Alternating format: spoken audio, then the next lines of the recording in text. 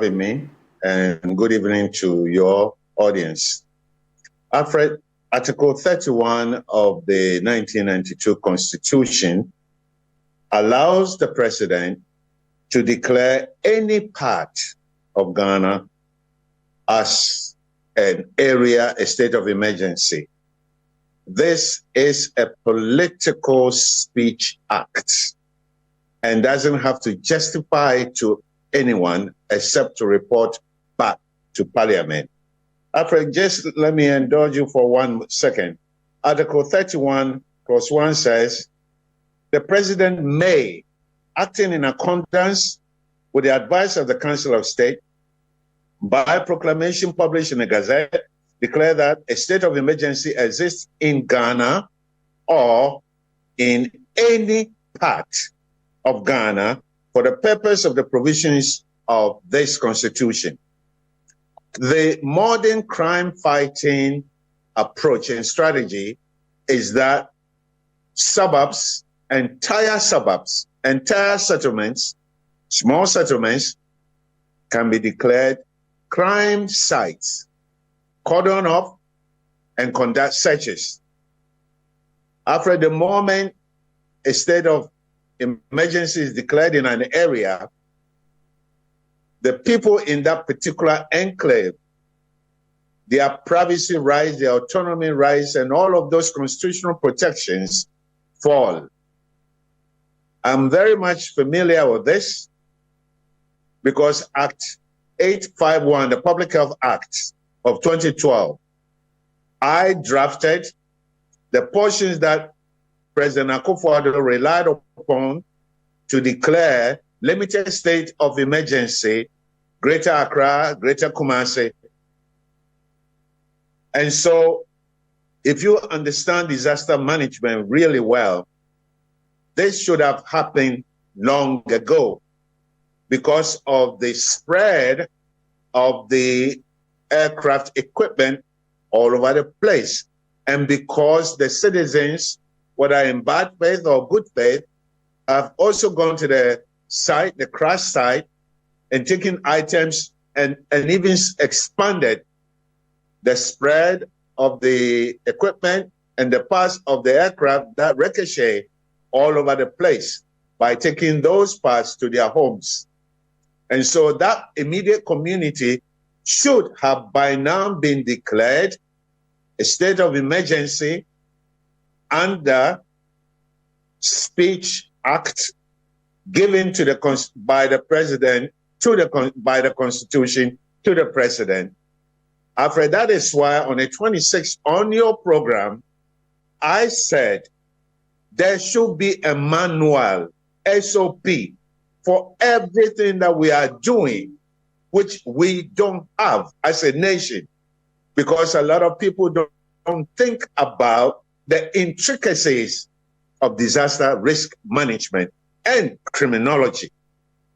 So yes, already the citizens have spread the pieces of the items that they stole or they took as souvenirs, and therefore the president may declare the entire enclave under a state of emergency to give the security agencies more opportunity to conduct house-to-house searches if they don't return those items. And that will mean you cannot travel outside the place. And because before you travel, your luggage will be searched. And under health conditions, because human body has been burned in that area, something we don't practice in this country, except maybe in India. Because of that, even the air quality in that place is compromised. Mm. And so with these reasons, if the president chooses, he can declare a state of emergency in that immediate enclave, mm-hmm. and the community that are closest to, and conduct house-to-house searches if the people are not willing to provide the items that they stole. I see. This will be a good security reason to have declared that place, and I'm sure the president wasn't well advised, because that should have been done at least a day or two ago, so that the search could have been conducted by now. Right. There's that also proposal, and that has been made by people of like mind, like yourself, that the search shouldn't be done in a way that would also breach some sense of security within the community, because then you would also push them to do other things, as it were, to either hide what they have taken or not even disclose it at all. Today is the end of this appeal to them with a cash reward.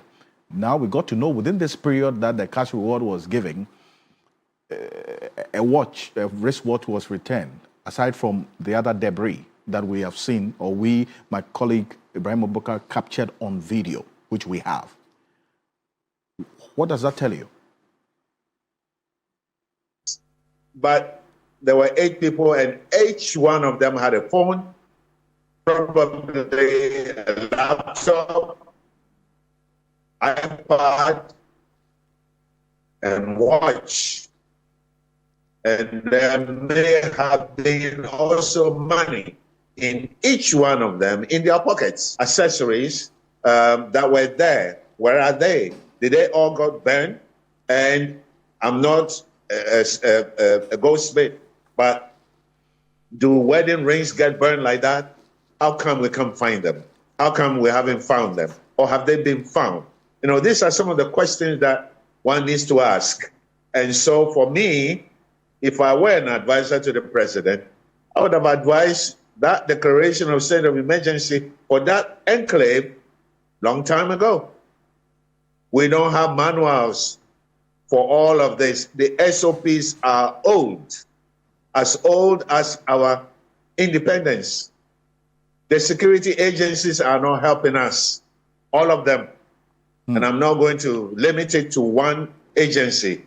Some of these things should have been played out to the president as suggestion in terms of tracing the items that we can't retrieve, even though the villagers went there to take them.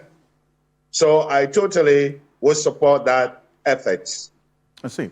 And Dr. Norman, before I let you go, earlier today, there was another unscheduled, or if you want to call it the emergency landing of one helicopter. Again, we're going to put it on the screen. 9GAFW occurred earlier today at Nkoko and Pekrom in the eastern region. While it is on record that no injuries were reported, the repeated emergency stops of the same aircraft, this same blue aircraft, the helicopter, within a short time frame, has also intensified questions about the safety of that particular, and then that's the status of this helicopter that we're talking about.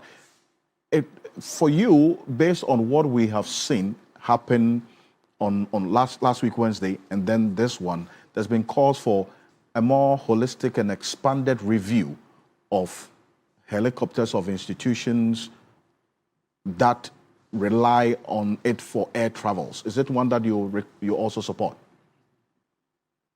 Yes, by all means. But it's the pilot, the cockpit culture is all part of it.